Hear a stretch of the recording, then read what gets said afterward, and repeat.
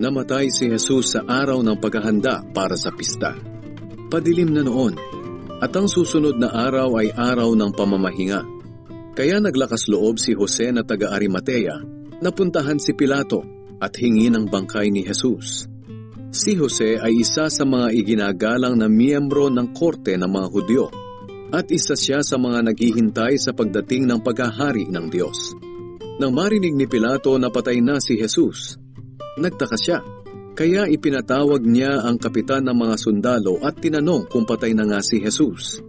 At nang marinig ni Pilato sa kapitan na patay na nga si Jesus, pinayagan niya si Jose na kunin ang bangkay ni Jesus.